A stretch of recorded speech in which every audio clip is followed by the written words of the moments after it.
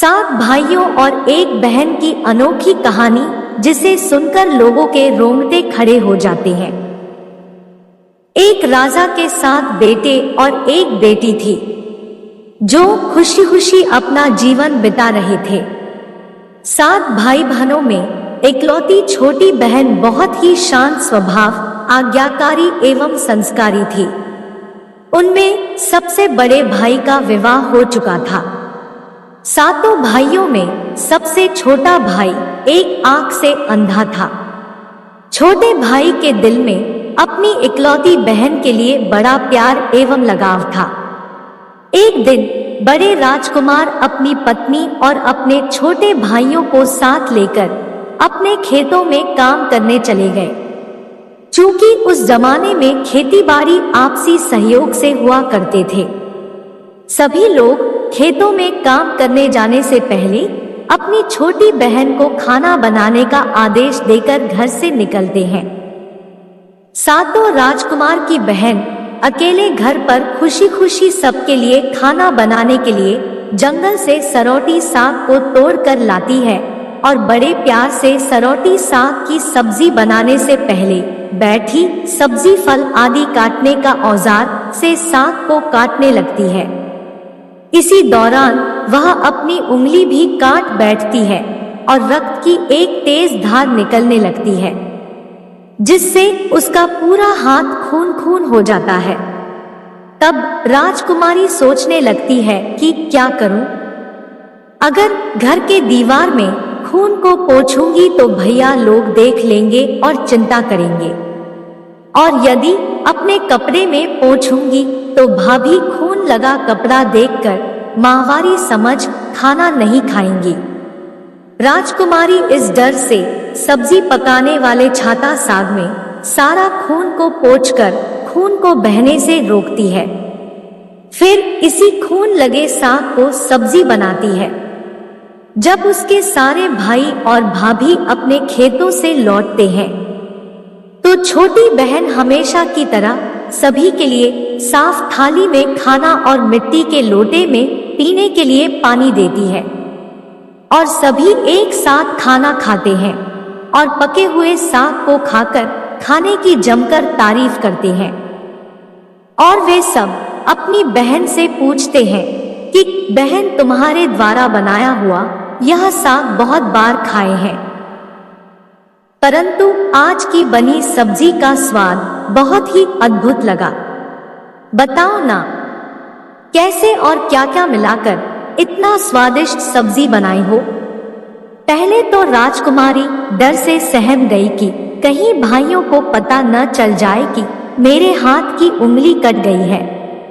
फिर वह थोड़ा सोचकर बोलती है कि कुछ नहीं भैया, जैसा हमेशा की तरह सब्जी पकाती हूँ वैसे ही तो बनाई हूँ।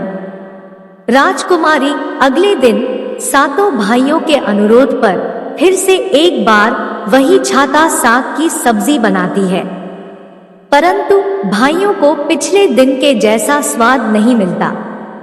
फिर ऐसा ही अनुरोध 3-4 बार हुआ, लेकिन खून लगे साग का स्वाद उनके मनमस्तिष्क से उतर ही नहीं रहा था। असलियत जानने की जिज्ञासावश सातों भाई और भाभी ने उससे उस दिन के खाना बनाने का तरीका जानने का जिद करने लगे। मजबूरन राजकुमारी को सारी घटना बतानी पड़ी। सच्चाई मालूम होने पर 5वां भाई, जो बहुत ही लालची किस्म का था, उसने बाकी भाइयों से कहा कि बहन का खून इतना स्वादिष्ट लगा तो इसका मांस कितना स्वादिष्ट होगा। यह बोलकर सभी भाइयों के बीच चर्चा करने लगता है। सबसे छोटे भाई को छोड़कर बाकी भाइयों ने राजकुमारी को मारकर उसका मांस खाने को राजी हो गए थे। मांस खाने की सोचकर उन सभी के मुंह से लार टपकने लगता है। भाइयों के मन में स्वादिष्ट खाना खाने के लिए वे कितना लालची बन गए, इसका आभास राजकुमारी को हो गया कि किस प्रकार उसके भाई उनकी मांस खाने की लालसा रखते हैं। एक दिन सातों भाई शिकार खेलने के बहाने राजकुमारी को लेकर घने जंगल में लेकर जाते हैं, जहां पूर्व से निर्मित 4 केन के वृक्षों पर बने मचान के नीचे पहुंचते हैं, जिस पर अपनी बहन को यह झूठ बोलकर चढ़ने के लिए बोलते हैं कि इस मचान पर जंगली जानवर तुम पर हमला नहीं कर सकेंगे। इस प्रकार सातों भाई अपनी बहन को मचान पर बैठाकर अपना अपना धनुष लेकर शिकार करने का ढोंग करके चले जाते हैं। तब राजकुमारी को पूरा आभास हो चुका था कि आज उसका आखिरी दिन है, लेकिन वह चाहती थी कि उनके भाइयों की इच्छा पूर्ण हो, इसलिए भी वह मचान में जाकर बैठ जाती है। फिर सभी भाई केन के वृक्ष पर बने मचान से कुछ दूरी पर स्थित टोंगरी छोटा पहाड़ पर अपने अपने धनुष बाण के साथ पहुंचते हैं और एक चट्टान पर बारी बारी से अपने बाणों को तेज धार प्रदान करते हैं। टोंगरी के ऊपर सबसे पहले बड़ा भाई अपने तीर को चट्टान में धार करता है और अपनी बहन पर धनुष से निशाना लगाकर तीर छोड़ता है। तभी राजकुमारी पूरी बातों को समझ जाती है कि भाइयों का क्या इरादा है और अपनी मातृभाषा में गीत को गाने लगती है। बिंदु बिंदु दादा छाती ताइक ताइक, अर्थात जान से मारना ही है दादा साहब, तो तीर को सीधे मेरे छाती में वार करो, इधर उधर तीर क्यों चला रहे हो। फिर सभी भाई बारी बारी से अपने तीर के धार को तेज करते हैं और राजकुमारी पर निशाना लगाकर तीरों को छोड़ते हैं। 6 भाइयों का निशाना खाली जाता है और 7वां भाई जो सबसे छोटा था वह तीर चलाने से इनकार कर देता है, क्योंकि उसे अपनी छोटी बहन से बहुत लगाव था और धनुष बाण चलाने में सातों राजकुमार में सबसे निपुण था। धीरे धीरे समय बीतता है और छोटे राजकुमार अपने काम से कुछ दिनों के लिए बाहर जाते हैं। जब वह वापस लौटता है तो देखता है कि उसका कमरा बहुत सुंदर ढंग से सजा हुआ है और घर के सारे बर्तन अच्छे तरीके से रखे हुए हैं। तब छोटा राजकुमार सोचता है कि हमेशा मेरे कमरे की साफ सफाई घर के नौकर करते हैं, लेकिन कभी भी इतना सुंदर सजाया नहीं गया है। फिर राजकुमार अपने नौकरों से पूछताछ करते हैं कि मेरे कमरे को इतना सुंदर किसने सजाया है। नौकरों के मना करने पर राजकुमार सोचते हैं शायद कोई भाभी आई होगी और मेरे कमरे को सजा कर गई होगी। जब भी राजकुमार घर से बाहर काम के लिए जाते, यही घटना हर बार देखने को मिलती और लगातार होने के कारण राजकुमार के मन में जानने की जिज्ञासा उमड़ने लगी कि आखिर मेरे घर को इतने सुंदर ढंग से कौन सजावट करता है। वह अपने भाइयों तथा भाभियों से भी पूछता है और वे लोग भी सजावट करने की बात से साफ मना कर देते हैं।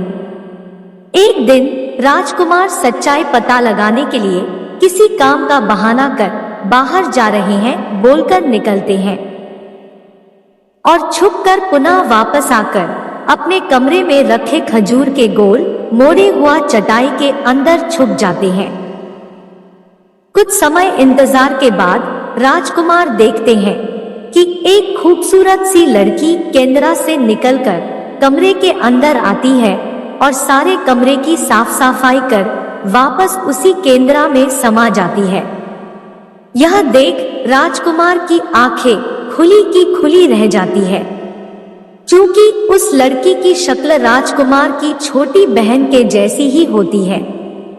राजकुमार अगले दिन फिर से एक बार उसी प्रकार छुप जाते हैं और जैसे ही वह सुंदर लड़की पूरे कमरे की साफ सफाई का काम खत्म कर वापस केंद्रा में जाने वाली होती है, तब छोटे राजकुमार उस लड़की का हाथ पकड़ लेते हैं और तुरंत केंद्रा को जला देते हैं, जिसके बाद वह लड़की हमेशा के लिए मानव रूप में परिवर्तित हो जाती है और दोनों भाई बहन खुशी खुशी अपना जीवन जीते हैं।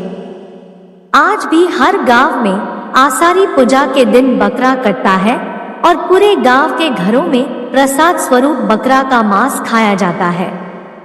और सतबैनी नामक पूजा स्थान पर वही सरौटी साग को चढ़ाया जाता है।